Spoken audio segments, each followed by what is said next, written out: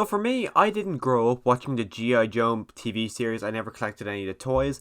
I don't know if it was just me personally or if it wasn't big here in Ireland. I have no idea whatsoever.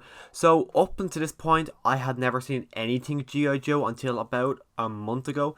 I had always heard that the two movies that came out, I think 2009 and then 2013, it's a guess, but I'll probably end up going to see if I'm right. I had never seen them. I heard they were god awful, so I picked up the first one for like €1. So I watched that, and yeah, it's very bad. Channing Tatum, who is someone that he's not in an awful amount of stuff, but what I've seen him in for the most part, I do really like him in. But this one, he's not very good in it. But so I really went into this movie not really knowing much about it, and I have to say, this one is just as bad as the GI Joe Rise of the Cobra, I want to say it's called. I can't even remember what the other one was called. This one is just as bad as that one.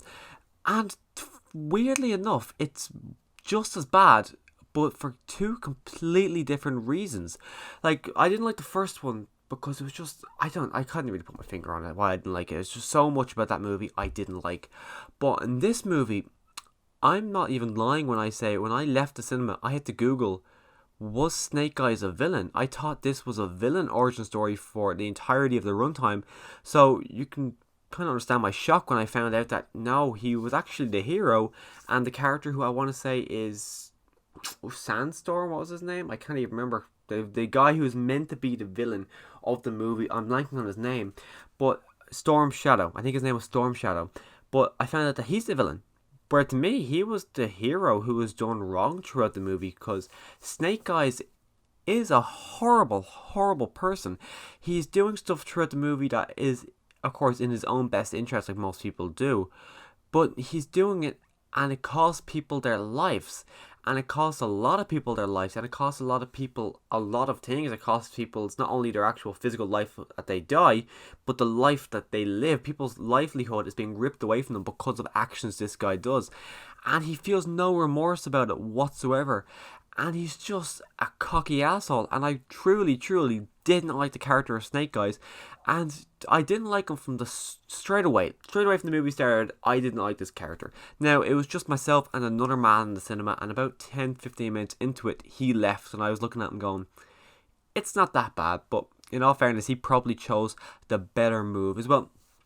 This is an action movie, so you do go into an action movie getting ready for the action. You're excited to see what kind of action scenes are going to play out. But in this movie, every action scene, and that's not even exaggeration, every action scene was used with shaky cam. And I just like everybody else, hate shaky cam. And it was just giving me a headache. Even scenes where it wasn't even an action scene. You'd see a scene where Samara Weaving's character, who I actually cannot remember her name, she's just walking down a hallway, and the camera's shaking like crazy. Like, what the hell is that all about? It was just with terrible, terrible action scenes. The story as well, I didn't find it intriguing whatsoever. It could be, again, because of the character of Snake Eyes being such an asshole. Because of him, I think the story fell completely flat for me, and I didn't really care what was happening to not only him or any of the other characters throughout the movie. As well, I feel like this wasn't a G.I. Joe movie originally, because personally, I don't know G.I. Joe. I don't really know much about them. But Tamara Weaving's character, who I gathered was a member of the G.I. Joes, felt very shoehorned into the movie. Felt like they just kind of had to have her in there for the G.I. Joes. And even the big cobras, there's these massive cobras in the movie that are probably 50 foot, no, I don't know, 20 foot tall. But they're there. I don't know if that's something in G.I. Joe, but they just felt put in there because of the group Cobra. So there's just so much about this movie that I really, really didn't like. I really, honestly, I don't know why I went to see it. It truly baffles me why I went to see it. I don't know what kind of made me want to go see it, but honestly, I am never, ever going to rewatch this. I have the first one on Blu-ray. I'm probably going to get rid of that because it's just going to sit on my shelf. It's going to collect dust. I'm never going to watch that again. I'm never going to watch this one again. Never going to pick up the Blu-ray.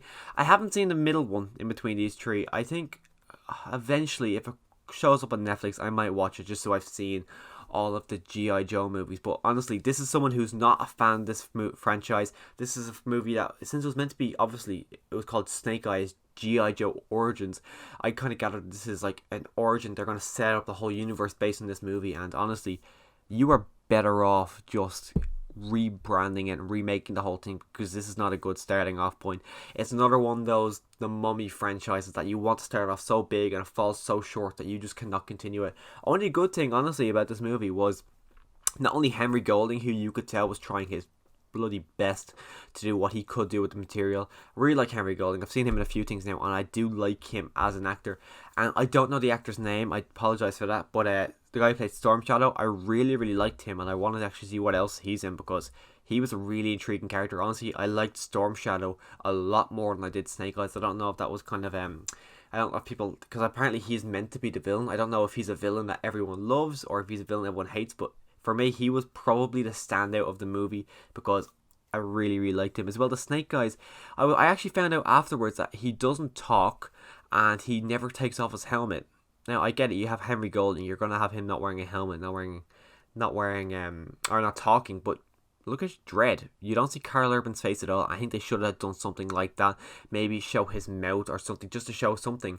But all the marketing shows the helmet and the kind of costume he wears, but he doesn't wear that until like literally the last shot of the movie, and it's just, I really don't like this movie. Honestly, if you haven't seen it, don't bother watching it. I imagine if you're a G.I. Joe fan, you probably have seen it already because it came out a month ago in the States.